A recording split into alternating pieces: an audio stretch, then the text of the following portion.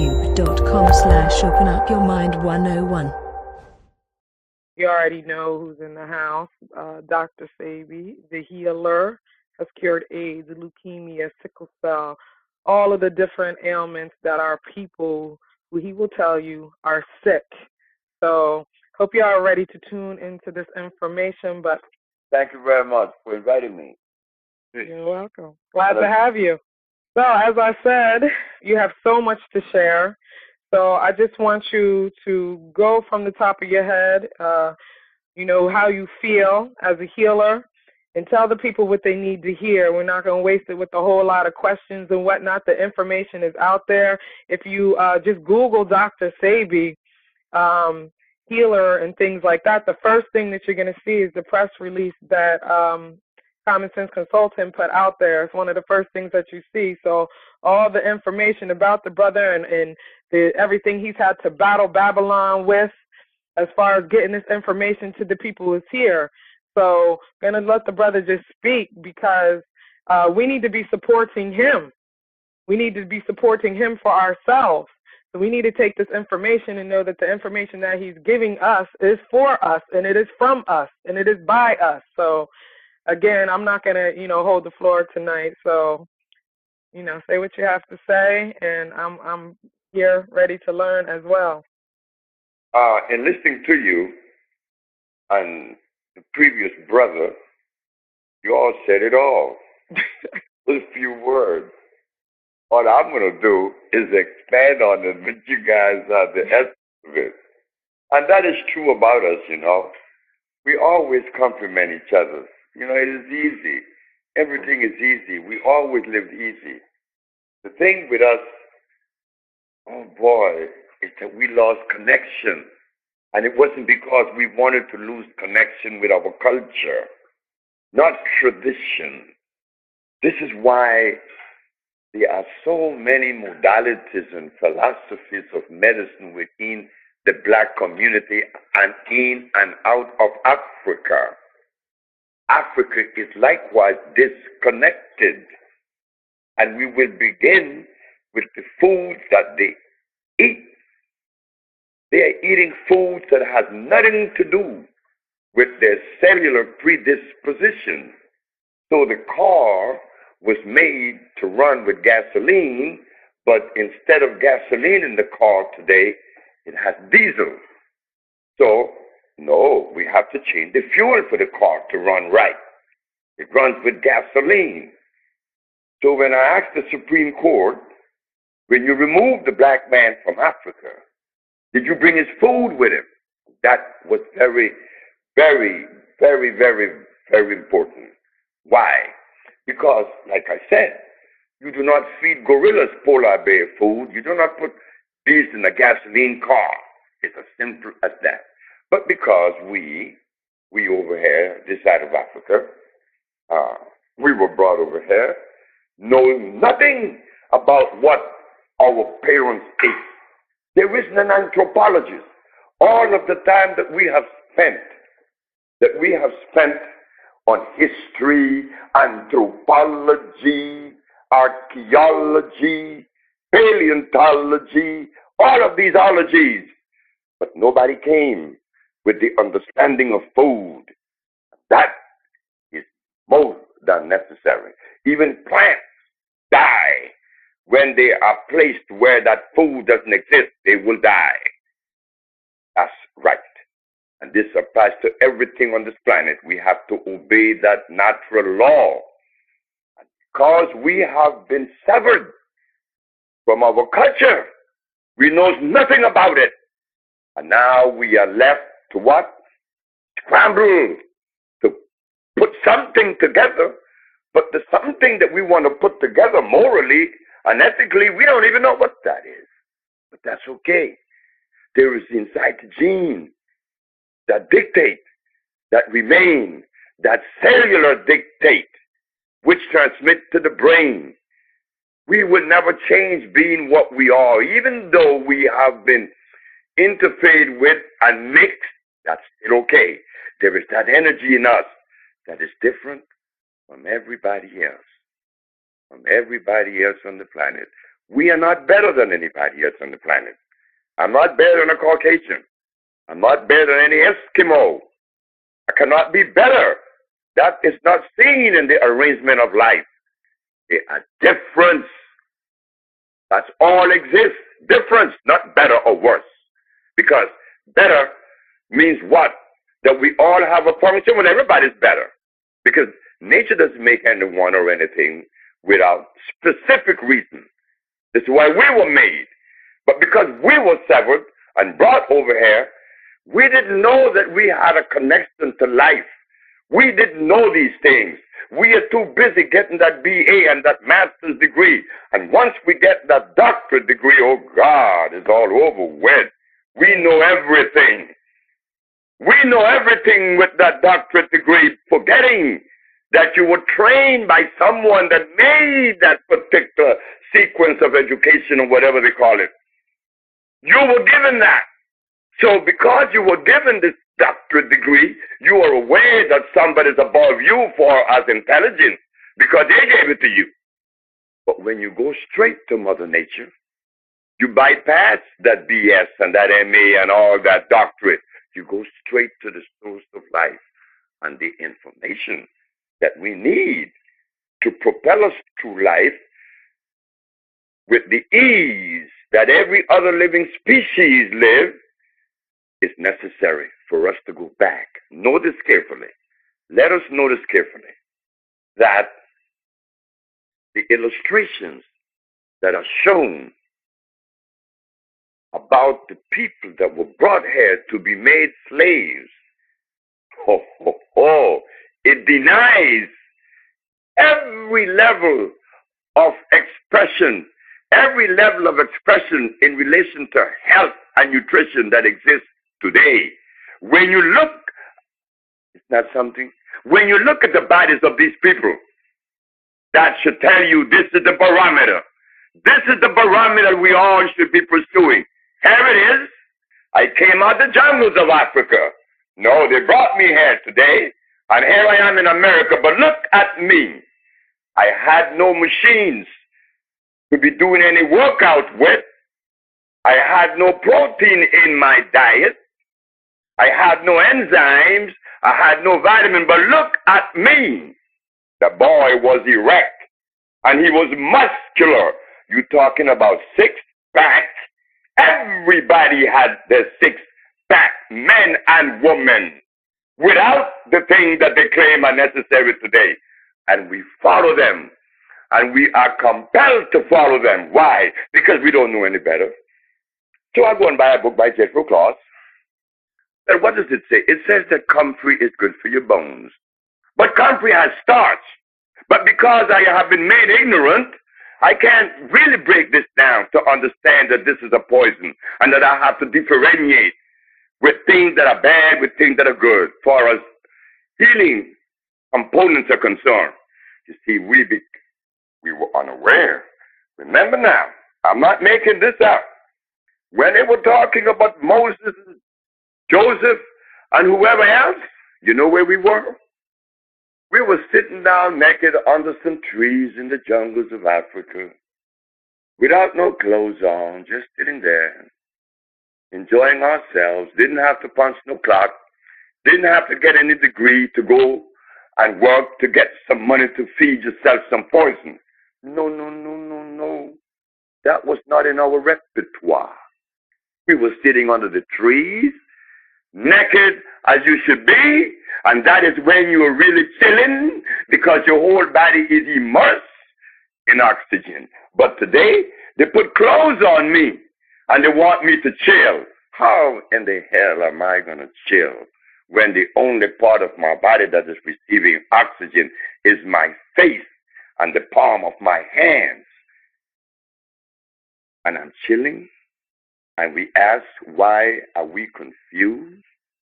No, we shouldn't. What we should be doing is realizing that we all are sick as hell, you understand? And Dr. Sebi is the first one. Dr. Sebi needs healing because Dr. Sebi knows that the sperm that made him was already adulterated. My father ate lobsters and shrimps. He ate crabs. He ate cows. He drank cow milk, and he ate rice and beans. So did my mother. And the result of this diet, I was born with asthma. So you see, we all are sick. We all are very sick. We are so sick that we are the only people on earth that have president and a leader. We need a leader too. We need a leader to lead us, you see, because we've been lost. We need somebody to lead us. And the leader, he only has one eye open.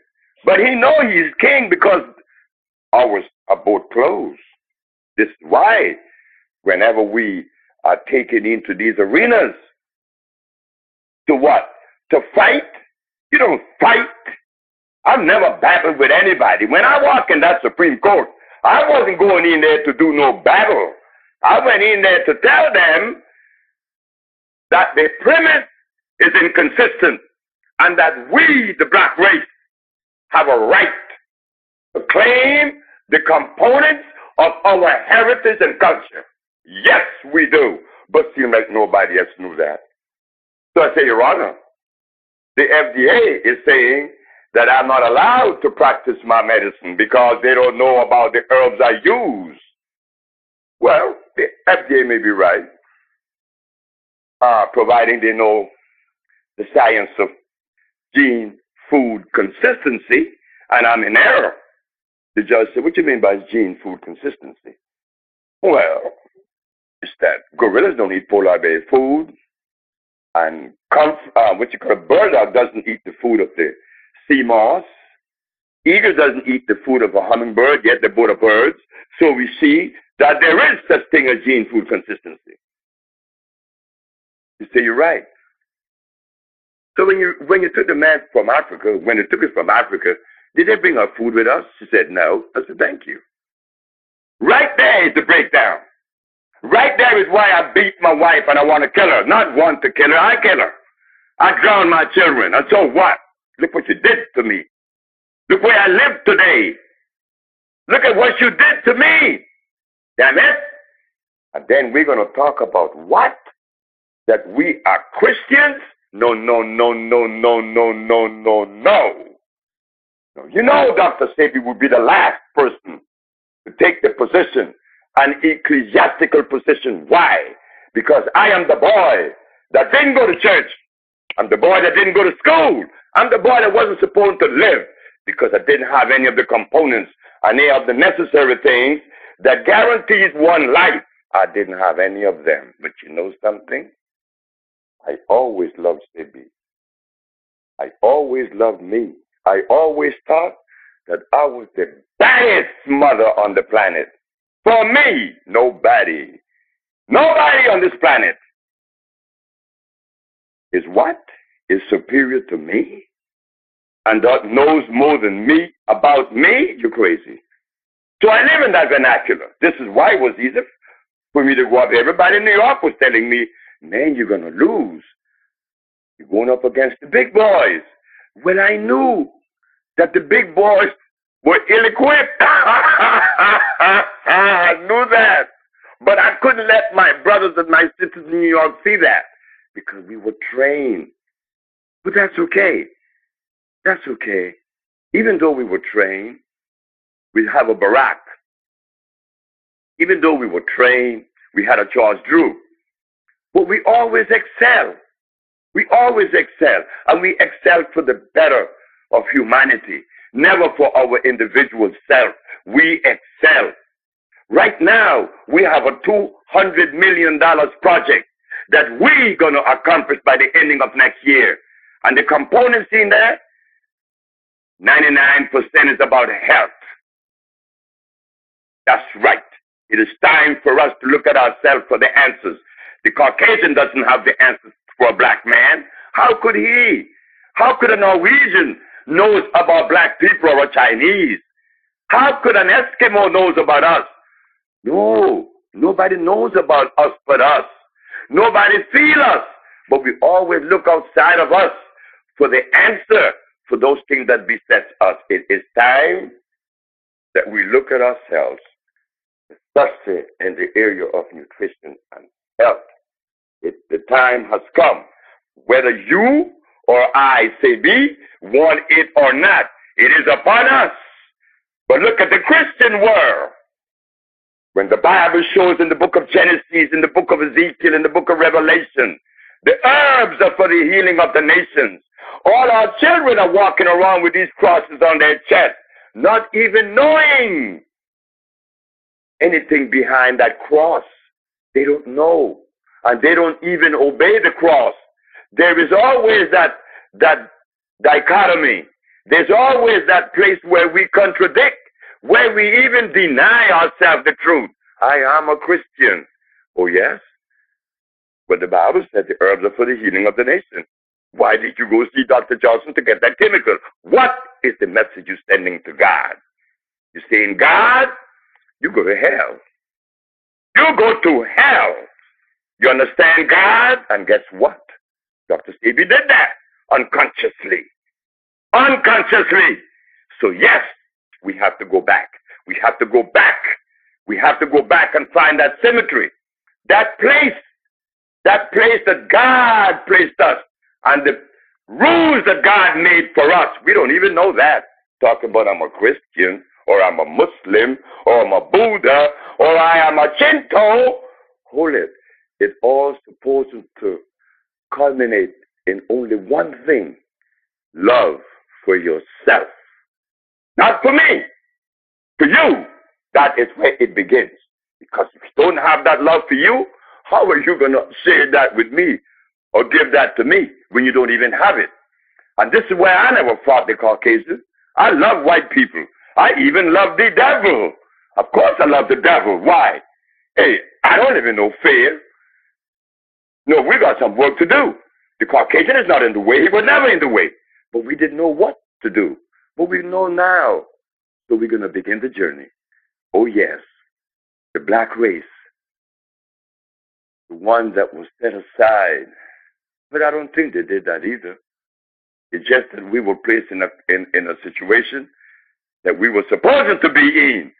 And if that occurrence was not supposed to occur, how did it occur? It was supposed to occur. And if I ask any one of us today, what part of Africa you would like to live in now, you would think about it. So now, we are here for a very good reason. A very, very good reason. And I think that taps into it. We are the healers, not Dr. Sebi. No. Not Dr. Sebi. Dr. Sebi is a child of the healers. All of us are.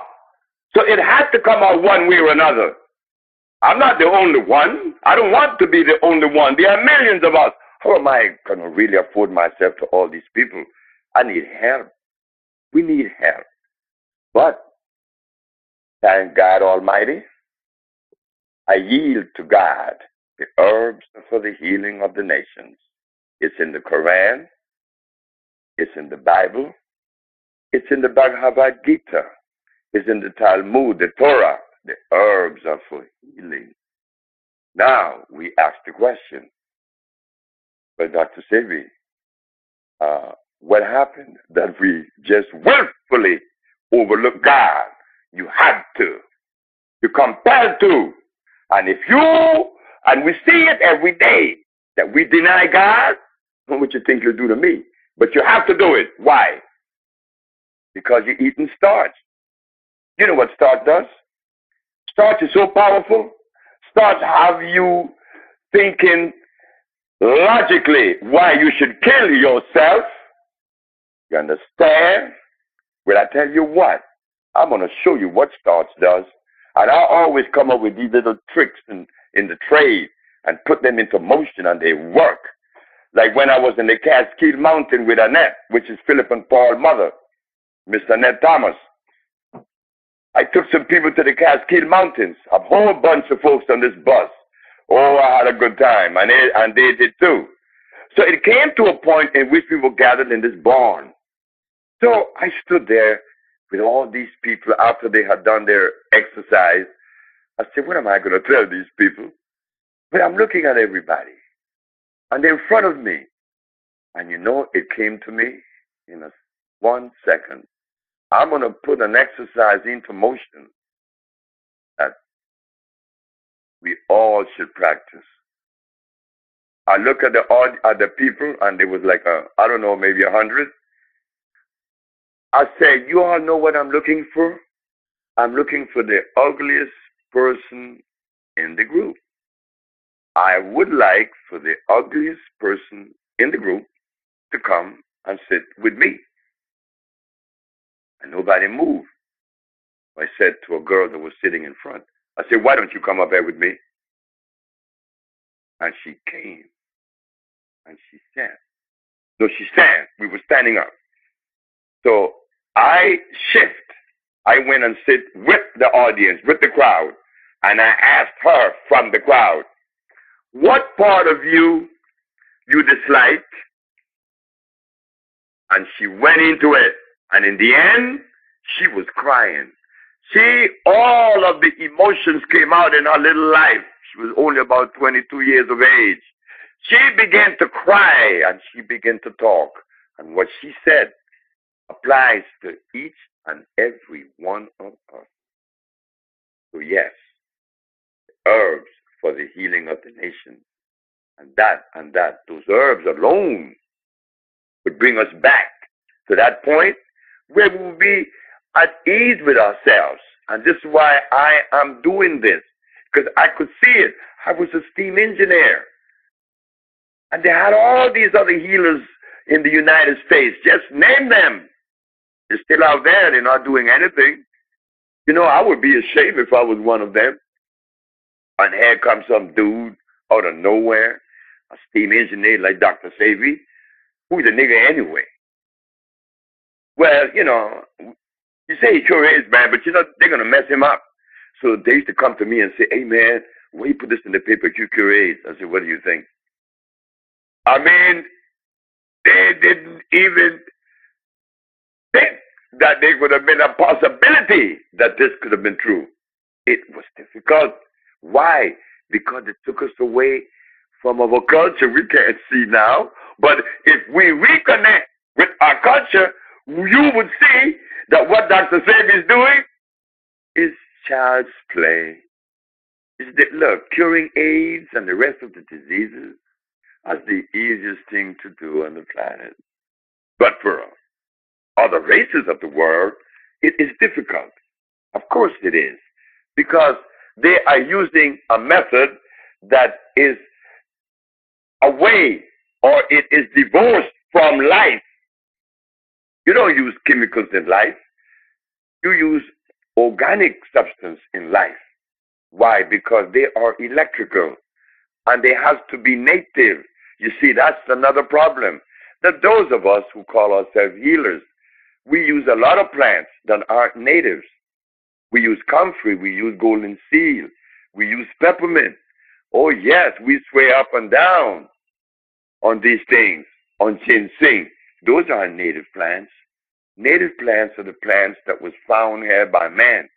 The other plants I just mentioned, they came out of a laboratory. They're like a carrot. That's another thing I got my head beat for. I was in New York. And me and my stupid self, I always do stupid things. I go on the radio station WLIB, and I tell Mr. Gary Bird that carrots were artificial. Well, everybody and their grandmother said I was crazy. And I understood. Of course I did. I have to understand. My mother showed me that. I mean, if there was nothing I got from my mother, look, understanding was one. And everybody jumped on me. And 1 year later, Nova came out and said, yes, carrots were made in Holland by crossbreeding the yarrow, which is the Queen Anne lace, and the wild yam. And that is how they made the carrot. Like when they crossed a jackass and a horse, and they made a mule. Like they made beans, like they made all the beans that we like, and there isn't a black person in the world that doesn't like beans, whether white, black, or red. We like them. Why? We have to. You go tell a cocaine addict to stop snorting. He gonna look at you and say, man, are you out of your damn mind? What's the matter with you? Now you know that the cocaine is killing your brother, but he's looking at you like you're the enemy. Can't you see, man? What's wrong with you? I killed my mama to get the money to get this thing. And you're going to tell someone to shift from eating something that is more lethal than cocaine, something that's more addictive than cocaine. It is so addictive. Listen to this one. Gregory Brown. Gregory Brown came from Africa with AIDS, came to us in New York. After 3 months of treatment, that medical group out of New Jersey sent a letter saying that it was difficult for them to find HIV in Gregory. And they congratulated me and told him to continue. But Gregory went and ate some corned beef and cabbage and knocked him down again. And then he came back up. And then he went and ate some meatballs and spaghetti and he died. Couldn't stop. Not only Gregory. You guys know about a beautiful brother by the name of Rerun. Fred Berry. You know what Fred came to me? I look at him. I say, man, you remind me of me. I look like a ball like that once. And we rapped, and it was cool. I like the dude. All of us loved him. He said, man, I have diabetes. My pressure's high, and, I'm overweight for years. And Fred came down. Fred used to wear his shirt inside his pants. And Fred brought his brother, and his brother was cured of diabetes, and so did Fred. Fred was happy. Oh, my God, look. I used to go to sleep at night feeling good because Fred Berry is doing good. He no longer has diabetes. He lost all the weight. He's doing very good. And I think that every healer that helps people feel good when they're doing good. So one night, Fred didn't know that accumulated starch in the brain was going to call him like, a stored message that need to come out and knock on your door. Fred is going home one night, and he passed by Eminem. And when he passed the door, on his way home, he could smell that inviting fragrance. And Fred made a about face and walked in there because it was telling him, you can't do this. Come on, man. He was born with this. You ate this macaroni and cheese from the day you were born. You drink this cow milk and you eat this bacon. And you gonna pass me up tonight? And I got some ribs in there. Got some ribs with some barbecue. Got the potato salad for you, Fred. Come on in. And Fred went in and bought that stuff, went home, and while he was eating it, he died. Okay? That is how addictive it is. I could show historically, I could show clinically, I could show mathematically, and I could show by experience that starch is a killer. You tell someone to stop, and they're going to look at you and say, well, what am I going to eat, man? And he would be right. So we have to begin now. We have to begin to restore. And that is what the $200 million project is about. We all will be members of this project because we all need this. But the one thing I want to say is this. In my journey from there to here, I was many things, and I'm many things now because I am a Muslim, I am a Christian, I am a Buddha. I was with Stokely Carmichael. Oh, I was in everything, and I'm everything now. I had no problem. But the one thing I did notice, that my brothers that was angry at the Caucasian, they didn't do anything meaningful or that it was pragmatic. They were talking about hating this man. And I'm wondering, I said, well, look, I'm going to spend my time hating someone. I'm going to use my energy to build back. Not to hate nobody, but see what happened. We don't know how to go about building back because we never had to build anything. They took us away from where we were living according to the dictates of life. We weren't Christians. We weren't Muslims. We weren't Buddhists. We were living according to the dictates of God Almighty. We didn't have any religion. You know what we had? We had our health. And how long did we live in that state? Nobody on earth ever told us that. No, they never. Because they don't want to know. They don't want us to know how long we lived. Because they want us to think that, oh, he's 100. Wow, he's 100? The man is old. What's your barometer, my man? What is your barometer for old? The one that they gave us. So what I'm saying, we cannot deal by hating Caucasians or Chinese, Arab or Eskimos. We're going to build with the love that we still have in us, and we're going to strengthen that.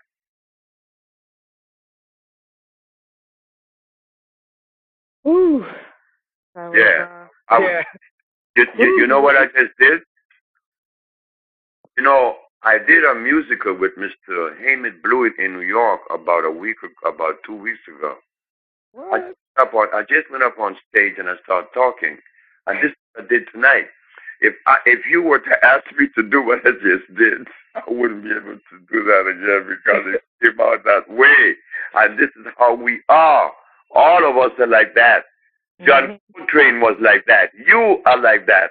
All of us are like that. But because the food that we're eating makes us angry, we haven't taken time out to say, hey, you know, he's beautiful, you know. She's beautiful. Everybody's beautiful. So what's wrong? We're sick. We are sick. Whenever our brother raises his hand at you, he's sick. We got a few hands up. So that's good. There should be many hands. I hope right. Because I need healing too. That's what Amy Blewett told the audience of New York. Hey, Sebi cure AIDS, that's true, but the nigga need healing. And I went out there and they gave me healing. So heal me tonight. Come on, brothers. All right, let's bring it on. We got ending in 1928. You know who it is. You're on the air. Yes, I do. Thank you. Love you. Dr. Sebi, I love you more with that never dying love. And Dr. Sebi, hey, brother, I love you with a never dying love, Dr. Sebi. You're teaching me, man. Yeah, late of you, brother. Sebi, I love you. It's been a long time. Dr. Sebi, Oh, it's been a long time. But you know, I'll be in New York next week. Man, Dr. Sebi, you know, I was just thinking when the sister said you would be on the show, I have to thank you from the top of my heart, doctor, because you know it was you that healed Keisha. And they had gave that girl like not even 6 months, Dr. Sebi. And I know you got to remember when she came into your office on Cottage Grove and asked for permission to lay on your floor in the clinic. And you granted her that permission. And that Maya, that blood cleanser, it did the job. It healed the family. I have a 14-year-old granddaughter as a result of her, taking that Maya to rejuvenate her whole entire body. And I never forgot, to thank you. I mean, I just want to thank you for teaching me. Thank you for letting me work at the Usha Institute. Thank you for allowing me to be a Kindi King with all of your herbs. Thank you, Dr. Sebi, for, when I had nowhere to turn, for opening up your heart and not even, letting money be a factor of trying to save my daughter. And Dr. Sebi, thank you for that granddaughter I was blessed with. Truly, you are a great man, a great God. Allah had you waiting for me. And as a result of me keeping that in my brain, that there's only one disease, I have lived to know it is true. Mucus, it is true. It all breaks down into mucus. And surely, when that mucus go to different parts of the body, AMA, give it a different name. And it could go to many parts of that body. I never forgot the greatness. I never forgot the education. And doctor, I am once again back on the road to healing myself. It must be the spirit that you have out there, because I know poison. Yes, pasta is poison. It is the root to all evil. Doctor, as a result of you educating me, I have been out here working with what you have taught me. Tell people, in fact, just today in the gym, I educated a lady telling her that she must let pasta go forever. The doctor is worse than crack. You're so right. It is worse than crack. But I just want to just tell you thank you, and I want to ask, how is Maya doing? No, I don't know where Maya is. Maya, your daughter. You actually, you let my... Which one? No, I have a daughter by the name of Zave, and I have a daughter by the name of Sama. Right, Ma. I don't have a daughter named Ma'a. Ma'a was my ex-wife. I mean, Maya. I thought she was named after that blood cleanser. Maya. No, Ma'a. That was my wife. I remember my aunt very much. My wife the little girl, not. The little girl that Keisha spent the night with over there at Usha Institute. Beautiful little girl. Usha, thank you. I knew she was named after the blood disease or the blood cleanser or the institute. Usha. Oh my goodness, how could I forget Usha? How is she? She's beautiful. I know she is. I know she is, Doctor. I just want to just take the time out to thank you. Your words still live in my heart, and I look forward to seeing you. Remember, I told you I wrote the book, and I put it all in there, The Will to Live. And you will be the first to get an autographed copy, Doctor. I am so inspired, and I just want to open up the floor and just say I love you, because I know the words you speak are truth. They are spirit, and you demonstrated it. You know, my daughter lived, and she would have continued to live, but when they saw no cancer, and I promised you I wouldn't give them any information, they forced me to take chemo. They took her from me. You know, they went through AMA, fought me, and I know you know the rest of the story, but I just want to let you know that I never lost faith in you ever. And I am so honored that I lived on this planet and I was able to meet a great man as yourself. But surely your truth still lives, and it will live forever. I know I will practice everything you've taught me. So, Dr. Sebi, live forever.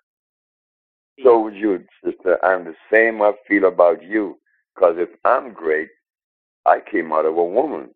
Imagine the woman. What is she? She's greater. Yes. Did you hear that? Yes, indeed. I receive.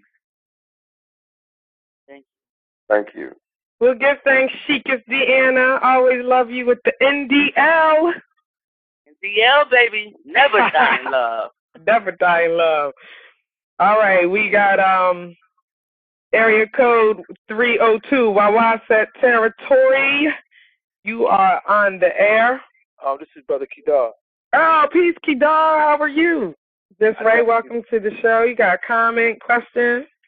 Yeah, I'm just going to keep it real brief because this is a treat to be online with the both of you. I want to definitely send a special honor and respect to Dr. Sebi. Just to be on the line and everything on this conference call and everything, it's a blessing.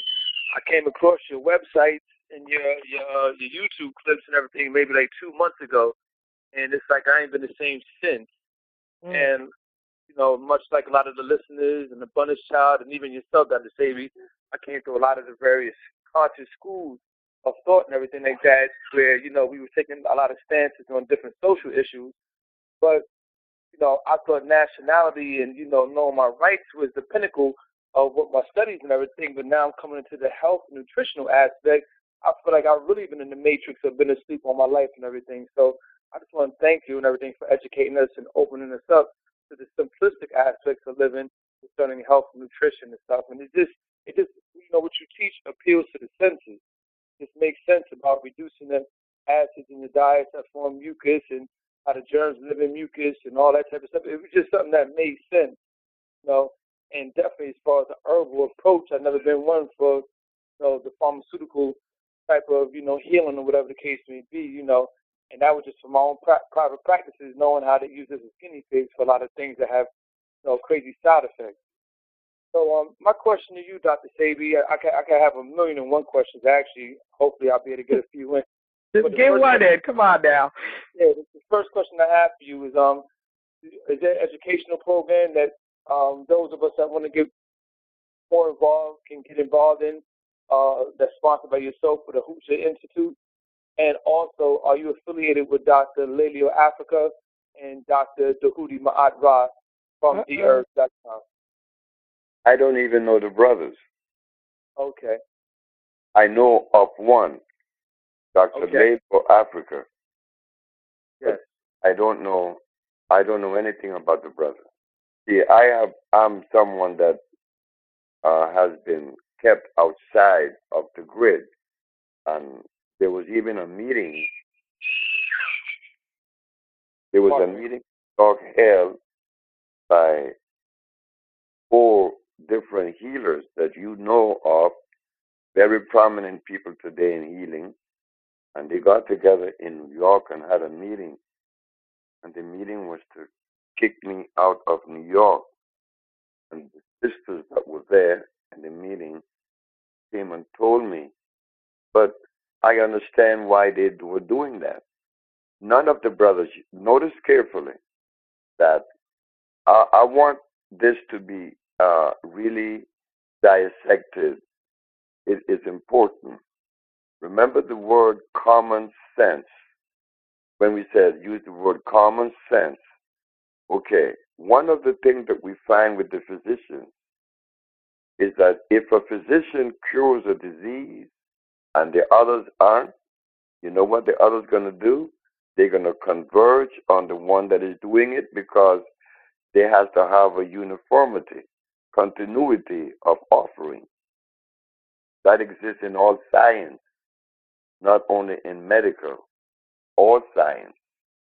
The one that has found the solution to the problem has to share it with those that, have not arrived at that particular place. But with me, even though I cure AIDS and sickle cell and lupus and herpes, I mean, there's nobody on this planet that witnessed what I could do like one person. His name is Michael Jackson. Michael Jackson, after he was healed, he brought his son. His son passed a tumor 15 minutes after I gave him what he had from through his nose, and he had a headache for years. Michael Jackson babysitter, Grace Rwanda, had lupus, and she was cured. And then Michael Jackson's son, mother, Helga, she was paralyzed for 5 years. She was walking in less than 5 days of treatment. So now you ask the question. Let us put it in the vernacular of common sense. Have you heard anybody doing that? Yeah, common sense consulting. No, I'm just kidding. Have you heard anyone doing what I just mentioned was done? Yeah. Okay, now. But do you believe that Dr. Sebi should be the only one doing that? Absolutely not. Okay, now, if I'm not the only one that's supposed to be doing it, then means that the others should come and share. But guess what happened? That is embarrassing. That is embarrassing, and you guys may not see it. I may, because I can't underestimate your thinking anyway. But you know what it is to be calling yourself a health enthusiast, a nutritionist, a healer for 25 years, and here comes someone like Sebi on the scene, curing what you haven't cured, and I'm supposed to go to him? Are you crazy? Right. Are you out of your mind? Wait. What we are seeing here is that, this is what we're seeing, that when you start out on a journey, and you begin this journey knowing that you do not have all the components that's supposed to be in place, you will be chastised later on because you're not living the truth. You know what you could do, and you know that you're not able to do what you claim you could do as a healer. But get out of it.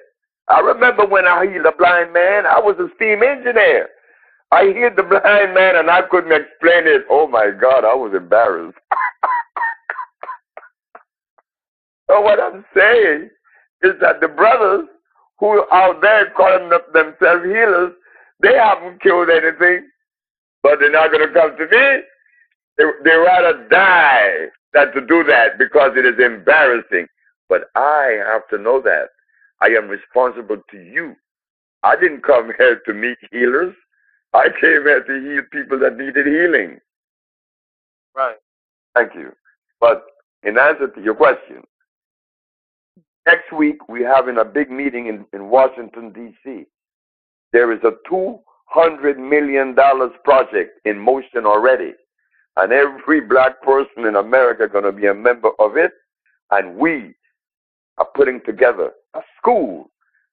We're building an institute already, a museum of the African Museum of Natural Medicine. And we will have the school to train sisters and their program for brothers. But next week I have to go to D.C. to this meeting. It's important that this is a $200 million project that we're developing. And it is a very good one. And it's an easy one. And we're going to do it. Because, see, we were looking for people to do for us what they could not do. There isn't a Caucasian in the world or a Chinese, Eskimo, or Arab that knows us. We are the one that have to do for ourselves now. But that's okay. It wasn't time. It is time now because we're curing AIDS. Meaning, we are the ones that have to respond. But then what I hear from us still, well, Dr. Sebi may cure AIDS, but the pharmaceutical laboratories are controlling this and that. And, hey, hold it, just a minute. Who gives a damn about the pharmaceutical laboratories? Right. We give a damn about ourselves. Are we curing AIDS? Yes, the black race is curing AIDS. So what the hell the pharmaceutical laboratories have to do with that? But because we are not responsible yet for those things that we need to put in motion to propel us further, we are left faltering. So Dr. Sebi curates, so what? Jesse Jackson's not going to help him. No, he's not going to help him. Jesse Jackson knows that I curate. But have you heard him tell the public of the world that, hey, there's a brother curate? Or any other leader? Did you hear them say that? I ain't heard none of them. Why do you think they're not saying it? You know why? Because there's a different agenda that they have going that you don't know about. Right. Okay. So we ain't getting on with this stuff. We don't need no leader. The hell you need a leader for? You need yourself. That's who you need. Because I came out my mama and that was it. When my mama cut me loose, I was ready. I didn't need no leader. And when I was born with my mama breastfed me for 4 years. There was no leader around. But how the hell did I survive all these years without a leader? And all of a sudden I need one now. No, because they have compromised me so low, I need a leader.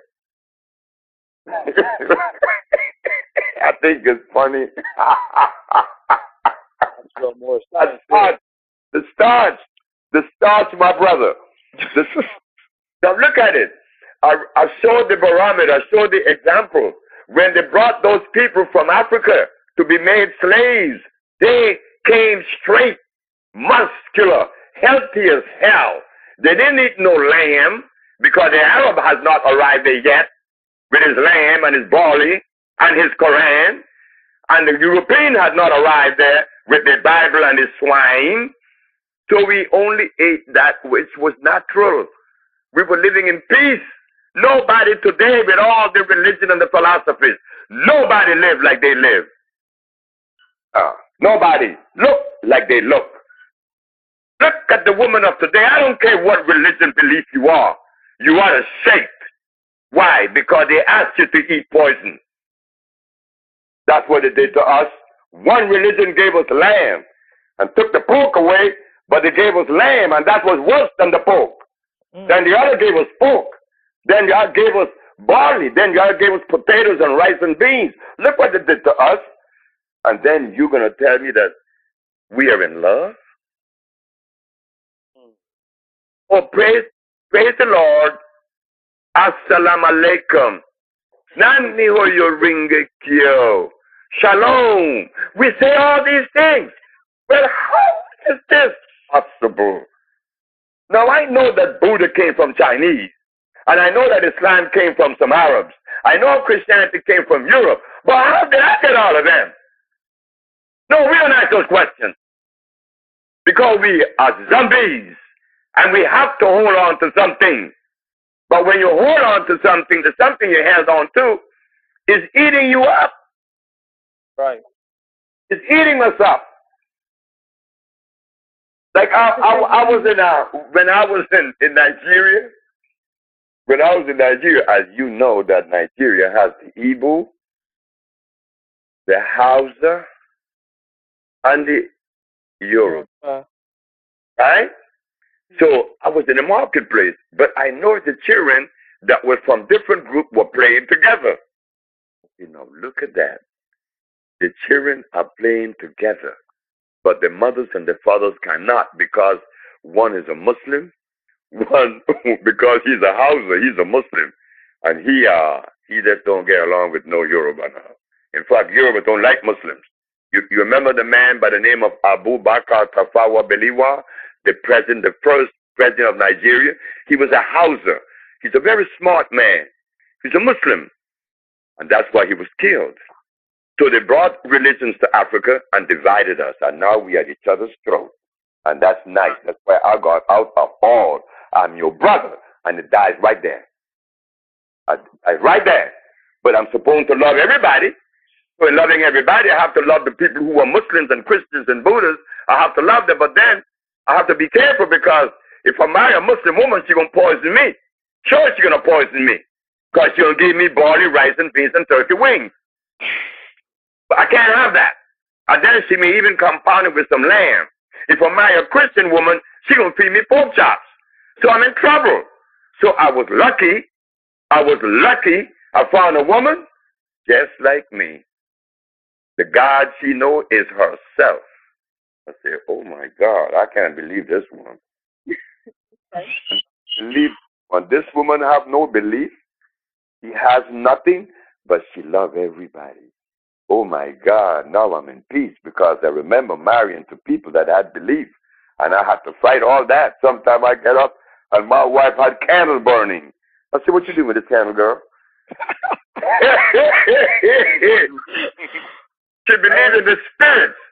Then the other one was secretly going to church behind my back. Well, I didn't care if she went to church. I just ain't going to have that. So I left.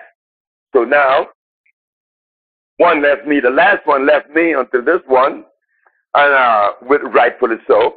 Things that does occur, and everything occurs for the best. There's no occurrence that doesn't occur unless it's supposed to occur. So we have to understand that. But you don't stop living. You still have that enthusiasm that you always had as a child. Don't let no man or no religion or no money or philosophy put you down and make you feel bad. No, we are black people. We are the barometer of peace. We live like that. We live so much in peace that when we lived in Africa, check this out. Anybody who chemist will tell you that the one thing that feeds the human body is oxygen. Without oxygen, you cannot live. I don't care what you eat. And the more you get of it, the better you feel. Now imagine this. How did we live in the forest of Africa without no clothes, right? We didn't have no clothes on, but nobody was naked. We didn't know about the word nakedness until some people came and told us that, because that word was not in our vocabulary. We were living natural. And in living natural, we were chilling. All of a sudden, they came and put clothes on us, stifling our energy now. No, we're not eating right. You see? You see?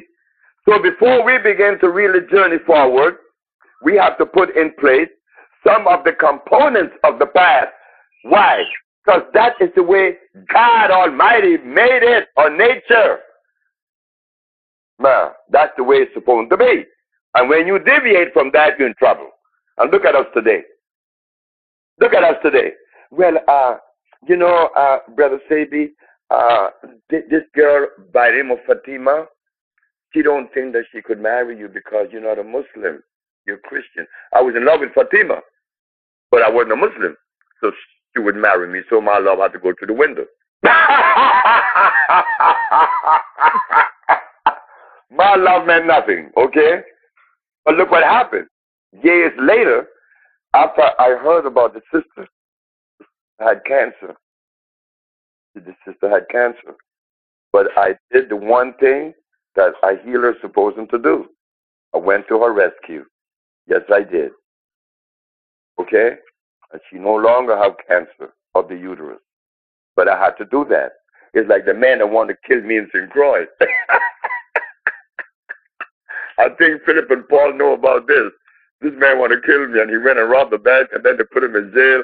And he told me at the time I was in a situation where he came in the establishment and cursed me out in front of women and said that I was using them and I was a lowdown, man. And guess what? Larry went to jail, and I looked for Larry, and I found him. Last year I went to St. Croix and I asked for Larry, the man that wanted to kill me. Yes, I love him. I always will, because I know that Larry loves me. So he does. He was just sick. This is why we have to have so much patience. That's all I'm saying. Let us begin the journey now. We're going to put the veggie deli. The veggie deli would be selling foods that are natural. I mean, I have never ate any food that makes you feel energy before you even finish doing the second bite, like this food I'm talking about. And it is very aromatic, it's tasty, and highly nutritious. Sister by the name of Chandra. She's in Texas. Another sister is in Washington. Her name is Veronica.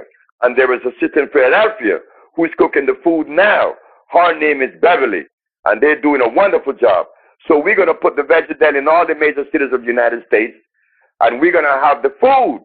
And we're going to make it reasonable. This food is so good that when you eat one plate around 3 o'clock, you don't want to eat no more until next day, 3 o'clock. Imagine now. Imagine eating a food that makes you feel that good. And you're going to have 3 and 4 bowel movements a day. This food is the food. This food I'm talking about is raw. It only has one component that is cooked. This food is so good, brothers and sisters. I know that if we start on the journey of healing, incorporating this food, in less than 4 years, we'll be back where we used to be 500 years ago, in love again. But in the meantime, if we continue to do the thing that we're doing, it would be difficult, challenging. But when I give the speech in New York on Sunday, I hope that I will touch upon the point, deeper, because it is necessary. We should stop the hate. But the hate cannot be stopped unless you stop the food that brings hate. If we don't hate each other, no, we do not. We even love the white boy. Sure we do. We love him. We die for him. We go to war for him. We do anything for him. Because that's our nature. And we would not only do that for the Caucasian, we do it for anybody else. But that's us. We're not fools. We're not stupid. That's us. We are about love. But they let us think that even when you're young, see, when you're a boy, like they did to me, so they used to say that I was a poop butt. Why? Hey, because the girl used to come and get all the best mangoes in the yard where I live with my grandmother. Oh, man, you a poop butt. You let the girls take all your best mangoes. And what about you, Telmo? You get some too. And you a boy. You see, but you can't be kind. When you're kind, you're stupid. You're foolish. And you find out vice versa, man to woman, woman to man. In marriage, you find it. When I married me a John, I'm going to get some money and I'm going to divorce. All that goes on. And that's only because of disease. That's all. Not because we hate. No, we love. We love. Deep down, we love. Even the brother beat you up. He beat you up because he wants you to do what he thinks you should do. Because we were trained that way. We don't know how to relate to a sister. We don't know. We don't know because remember, we broke the link. The link was broken. The link has been broken. We don't know how to relate. We're relating to each other the way we were trained to relate from slavery this way. But we don't know anything before slavery. Mm-hmm. And that is what we need to do. And we're going to find it because we already found the healing. And with the healing, hey, guess what? Peace comes in. And I don't care how rowdy you want to get, you're not going to go there because the earth going to have your nerve feeling so good. All you're going to do is create a peaceful environment around yourself. And you're going to crawl in there and you're not going to allow anyone to drag you out. You're going to be in that peaceful place. I was in D.C. And our brother Tess, the brother, after I gave the speech for 2 hours, he said, I said, are there any questions? This brother said, I don't have any questions. I have a statement. You don't know what the hell he was talking about. I looked at him, and I looked at the audience. He was on my left, sitting way extreme left. I said, ladies and gentlemen, for 18 years, I have been giving lectures, this some years ago. And I thought that I really was on target. I thought I was right. But today, I'm alone, and so would you. So are you. The brother over here said that I don't know what the hell I was talking about, and he may be right. Who knows? The brother may be right. So let us give him the opportunity. I went and I sat in the audience and said, brother, you go up on that podium, and you're going to dictate to us. The brother looked at me and the audience and cursed us out and left. Why did he do that? He didn't mean to do that. The brother needs love. The brother was sick. And another thing we find among brothers, we are man. But if you ask a brother, what is a man? He's going to give you so many different descriptions of a man, he's going to baffle you. Because he doesn't know what that is. You don't have no man elephant, no man gorilla. You have a male gorilla. You have a male lion. How come I became a man? Mm. And when you use that word, that word will get you in trouble. Because you're going to defend that. I'm a man now. Okay?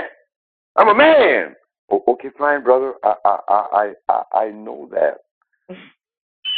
I just want to know, what is that? I know I'm a male by gender. That's it. A man, I don't know what that is. So I want you to help me. Well, you're looking at him. I said, brother, but if you are a man and I have the same component that you have, how come I'm precluded? Then he started to look at me different. And he started to laugh because he realized that he didn't know what a man is. Nobody knows. It's a word that we accepted protein. Man and a woman, huh? Woman. we just taking it all in. You're no longer a female. You're a woman. Wow. But look, wait. No. Let me tell you something. When sisters come to our in our circle now, sit them down and show them some of the most basic things. Sometimes it takes them weeks to crawl out of where they were, to see what we just told them. This is what we're doing. Look, we're going to have a retreat in Honduras because the village is beautiful. I hope that all of us one day, and all the youth sisters and brothers who are listening, will travel to the village, because what we're doing now is making everybody part owner of the village. We're going to buy into the village, and it's only going to cost $200. See, that's like a cooperative. But of course, hey, that's us. We are communal. We are people that like to live together, and together around each other, making the noise, the joyful noise. That's us. How can we sign up? That's okay. You will get the message. All right, because I see people in the chat room like, sign me up now. Look, we're going to D.C. to start the meeting because we want this to be right. In the past, you women has always been the backbone of the church and any organization that collects money. You women are the one. Father Divine, Daddy Grace, Prophet Jones, all of them use women. And but how come we have to use women? How come we just can't work with the sister and let the sister control the money instead of us using her labor and she not knowing how and where the money is going? We have always done that. We're doing it now. We're gonna stop that. The treasurer gonna be a woman, and the leader of this venture gonna be a woman. We brothers gonna support that because that's the way the animals do. We are the only one that live different from the dictates of life. We want to control a woman. Control a woman? What you mean you're going to tell a woman how she should live? Are you a woman? No. Well, how do you know how a woman should live? But we're so insecure that they even cut the woman clitoris out. You see, when God made a woman, he wasn't supposed to make her with a clitoris. So the Arabs going to cut it out. And that same system was taken to Africa through a religion named Islam. And they cut your clitoris out. Why? Because I don't want you to have any feelings. Because I'm that insecure, you understand? Now they're going to bring a foreign religion to Africa and impose pain on my sister. That is where we are at. No, we haven't begun yet, sister. We haven't begun yet. No, not by a long shot. We have not begun. There's a lot to clean up. But before we begin cleaning up, we're going to have to shed a lot of things. Well, I shed everything. And I became what I am. If y'all hear this man, November 4th, if you all hear this healer, not this man, this male, went in, you ready for some more? Of course I am. All right, then we got caller 205 ending in 75. Hold tight. Dr. Sebi, you are true Sagittarius. You know, we're so appreciative of your vibrations. You know, like you stated, you helped Michael Jackson family. He also helped Eddie Murphy's mom, Teddy Pendergrass, as everybody knows from BET's specials, Lisa Lefty Lopez. You know, so we just give positive vibrations to the school, the Museum of Natural Medicine. It's so needed. You know, we don't really have to emphasize that a lot. Everybody knows how sickly our people are, you know. So I just want to apologize to the family that did you like that so long ago, you know, because they were sick, like you said. But 2012 AD is bringing another vibration, and now you are definitely talking to the youth. I don't know if you know, Elder, but it's over 4,000 people on the call. You know, so mostly youth, vibrant people. We're like, what? And you know, we all too many of us have sick grandmothers and sick family members, and we know that you manifest. So just giving thanks for you, God. You know, God among all the gods.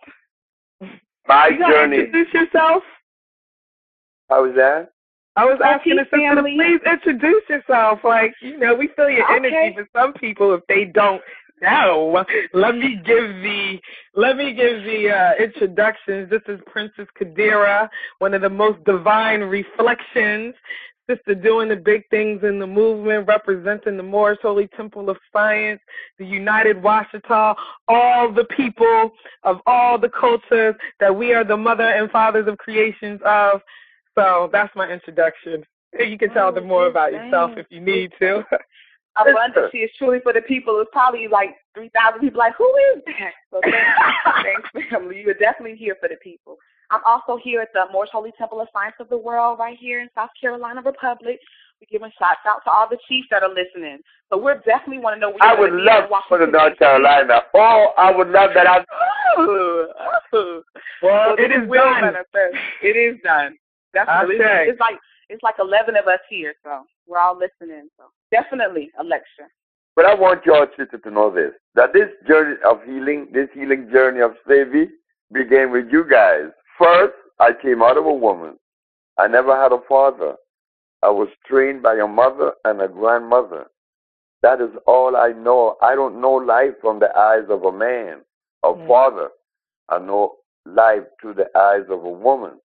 And the first time that I got the inclination of helping black women, naturally, I was in New Orleans in 1962 in the barber chair.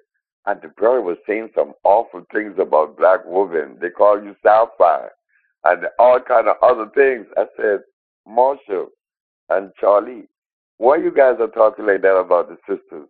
Man, you don't know these so and so and so and so. I said, how come I feel different? How come I see it different? I'm going to give her a gift. You're going to give her a gift? I said, yes, I'm going to give her a gift.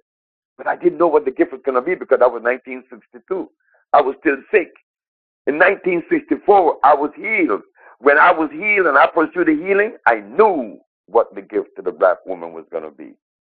It's going to be the position that she always occupied in the forest, the healer. the woman, the nurturer.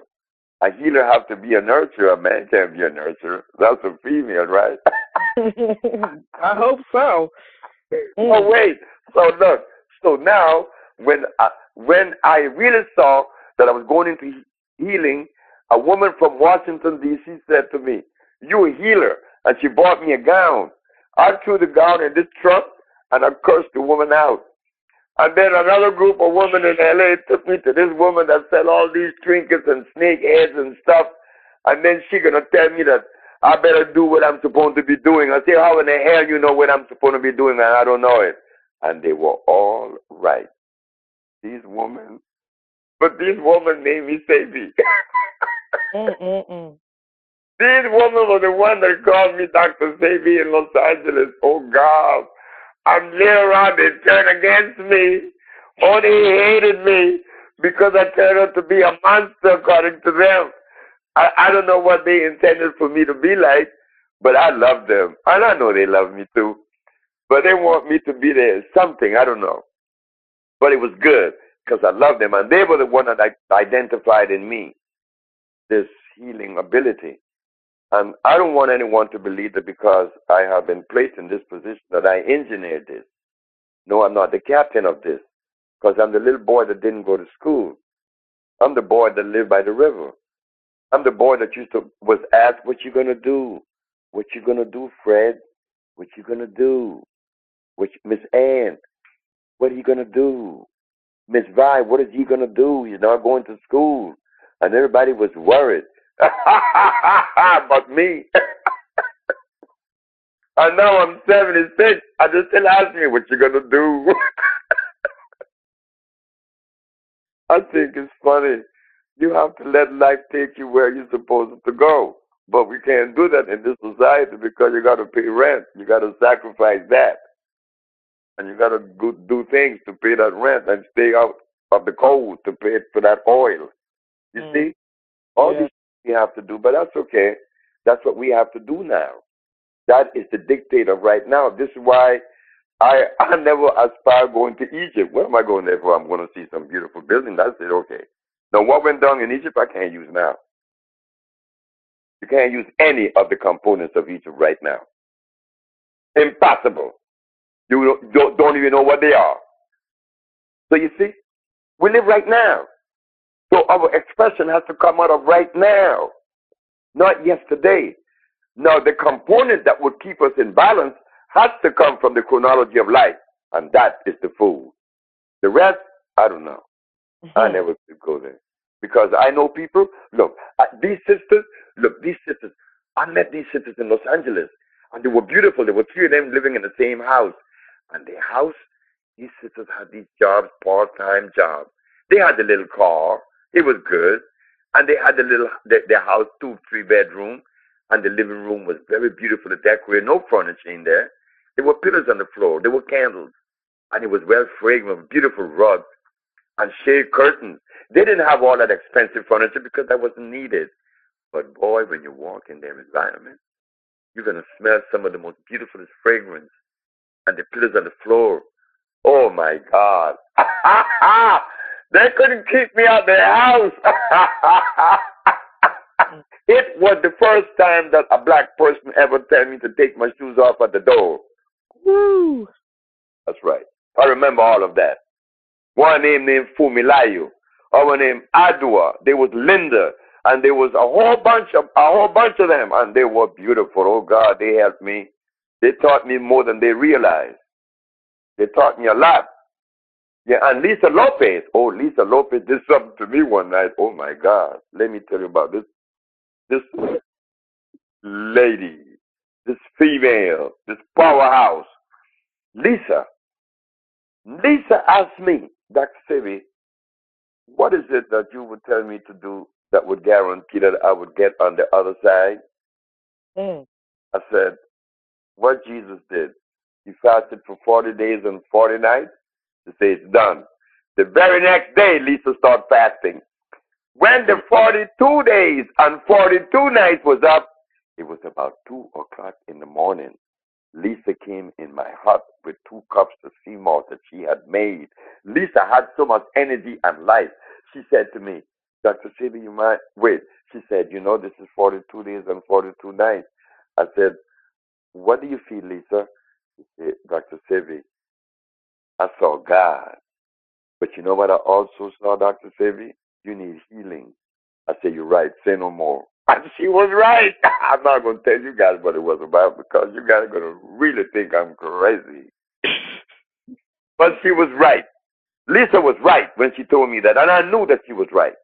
You see, we have a tendency to avoid people when they're talking to us about something that really, really is part of us and that we're doing, because we never think that people could see us. We think we're doing something that nobody could see. Yeah, an ostrich bearing your head in the sand, your whole body's exposed. You're not hiding. You understand? But that's good.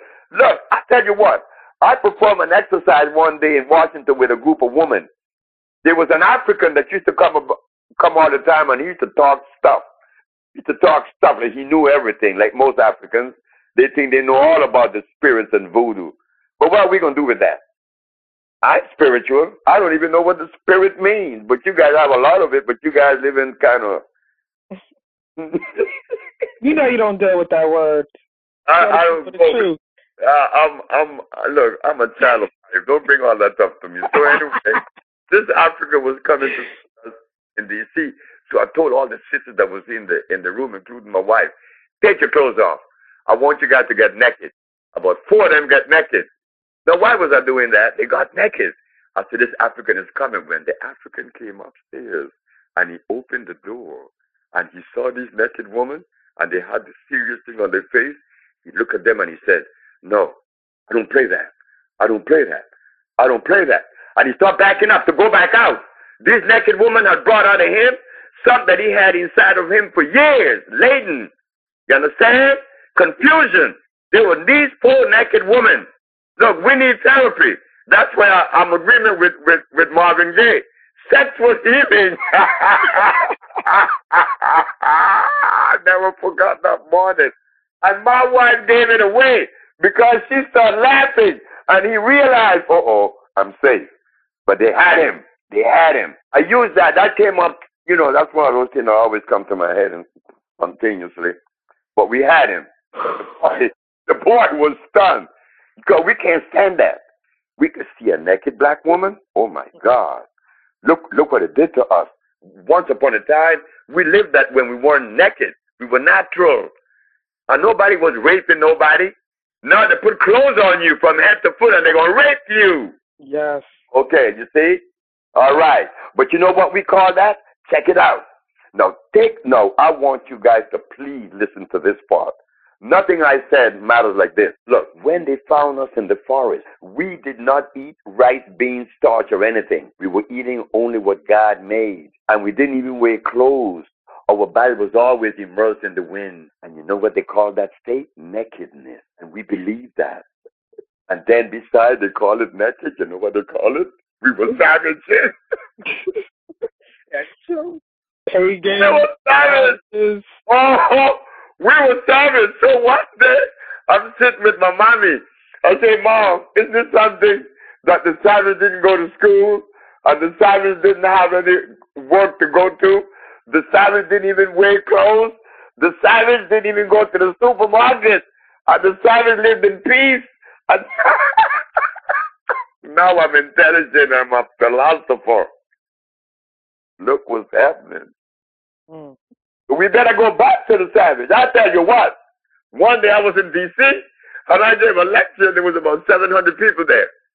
Guess what I did? I had a robe on and with nothing under there. I took my robe off and I stand right there naked in front of everyone. You know what?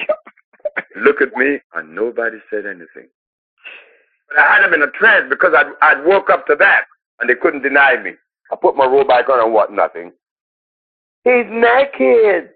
Or she is naked. Look, you want to see something? You take your clothes off in front of a bunch of brothers. Girl, they're going to go berserk. They're going to go berserk. They're going to go berserk. It's to us. They can't stand. You look good to another woman. That's how they got us. They got up when you take your clothes off. You look good to another woman, not only a brother. Look what it did to us. Look what it did to us. I mean, you know, that's okay. Look what it did to us. But we're going to take care of that. We're going to clean it up. And to do that, we're going to listen to each other. Not to Sebi. We're going to listen to life and to each other. We're going to listen. We're going to listen. And I'm assembling a group of people to carry on with this $200 million project. Oh, yes, sisters and brothers, this is going to be the journey. You understand? The Veggie Deli. The Veggie Deli. You heard it? Right. Okay. Caller 205. That's not you, Princess, so hold on, hold tight. I know you've been waiting, very patient. All right, 205, and then in 75, you're on the air. What's going on? Peace. Who are we speaking with? This is Brother Ronald down in Alabama. Dr. Sebi. Yes, I just want to say, I want to say thank you, brother.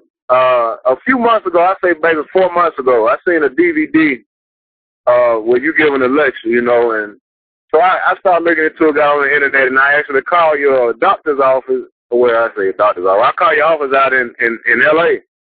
And there was a sister on there who, you know, I didn't have no money, you know, still don't. But, you know, I actually, you know, what are some foods that I could buy? She sent me a list of things, and, like, since then, you know, like I said, it's only been, like, 3 or 4 months. You know, I done lost, like, 45 pounds. Like, I feel so good. I just feel so different. You know, I just started drinking natural spring water. I know you're chilling. It just feels good. It feels so great. You know, one of my uncles were in the hospital like a month and a half ago. He was in ICU for having diabetes or whatnot, and I gave him, you know, some of your information. You know, I don't know if he checked into it, but, you know, it's just like the growth process. You know, it spread. It started with me. You know, I seen a little DVD or whatever, and like now I can show improve because like every time I step out my house, somebody sees me like, man, what you doing?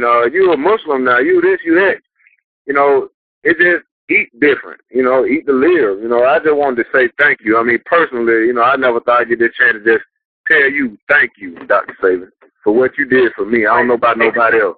My brother, I thank you so very much.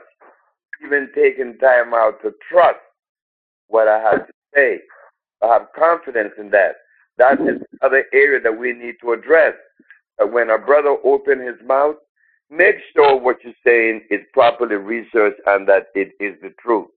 Don't come with something other than the truth. Like when people said, well, drink wheatgrass juice. Nature didn't make wheatgrass. Drink carrot juice. Nature did not make carrots. Nature didn't make any celery. So what you asking me, is it that you're crazy or you don't love me? Which is it? So when we talk on, bro. I just walked in the house. I got Dr. Sebi on the phone. Tell Dr. Sebi. You still there, Dr. Sebi? I didn't hear what the brother said. No, he was talking to some other people on the line. So. Oh, yes. You see that? The brother's feeling good. Mm-hmm. Yes, through recommendation, that is what we need to do. That's why we're putting together this family of this $200 million, the Veggie Deli family. The Veggie Deli family going to be one of the strongest families ever been assembled. We're going to do this. We're going to produce cloth, textiles, cotton. We're going to have cotton mills in Africa. We're going to do a lot of things with this $200 million. Yes, we're going to do this one. This is ours. Eat. And then we're going to have this food too. And guess what we're going to do? Each brother around North Carolina, around Bakersfield, California, around the South, Mississippi and Alabama, we're going to give each brother 5 farmers $1 million to refurbish his farm and that he's going to grow organically grown food. Now we begin to talk. Now we're doing something. Organically grown food. We're going to have that. No, we got to go to some people to buy it from them. Why can't we buy it from ourselves? 803 and then in 73. You're on the air? You're on the air. Peace and love. King Simon! Dr. Sebi, King Simon, Abundance, what's up? Well, dance to the whole massive. Love, brother. Diamond. Love, brother. Brother, well, you know, brother, like you, I just came off another radio show talking about you, And I have convinced a few other people to come to this lecture, brother, just by them knowing these are younger people that they want to hear the message, and a lot of the older people are keeping the message away. And I remember you saying at one of your lectures, brother, about Elijah Muhammad was one of the people that inspired you to do what you do, as far as tell the people to keep away from certain meats and certain food. Can you explain something about how the messenger helped you in that paradigm of your life? In 1958, I went to the messenger with a letter from a minister against Malcolm, and I didn't know it. This man had written a letter against Malcolm, and that was why I had to go to Chicago to see Messenger Elijah Muhammad. I was then a Muslim, very much in it, enjoyed it, and I like it now. I like Christianity now, because they both gave me something good. Everybody gives me something good. I just have the ability to extrapolate from Buddha, from Islam, from Christianity, from the Jewish. I extract that which works, and I put it into motion. Yeah. So while I was with the messenger, and I handed him the letter, we were eating. We had just ate. He said, brothers, you know, we're eating meat, but we're not supposed to eat meat. He said that. He said that while he was cutting this meatloaf. But he knew. He knew, because he told us, because I went to Chicago to see the messenger with Harry Nance. Mm-hmm. Both of us. We traveled on the train from New Orleans to Chicago, and the messenger said that it would be difficult to change the brothers and the sisters from eating the pork, because I've been eating so long and we've been trained to eat it. And that's why he was not really feeling a way with those who didn't want to be Muslim. But I was okay, because he understood. He understood. The messenger, he understood. Mm-hmm. So I used to trouble with asthma. And when I started eating the pork because of him, the asthma subsided. So yes, and then within the nation itself, there were some beautiful things that I remember. The brotherhood, the sharing. When we didn't have anything to eat, each of us would go investigate to see if the other had something to eat. This was in New Orleans. And we had a tight family going. It was beautiful. There was the brothers, Harry Nance, and there were the Evans, Harold Evans and Ronald Evans, and there was, a bunch of brothers, Raphaelus, and it was beautiful. I enjoyed Islam. But when I look back, the reason why I enjoyed Islam, it wasn't because of Islam per se. It was the brothers that were in Islam that I enjoyed. That was what I enjoyed, the brothers. You see, we could be Muslims, we could be Christians, we could be Buddhists, we could be whatever. We still remain that black man, as they call us. Understand? We remain that. I don't care what religion you put us in. That beauty is still there. See?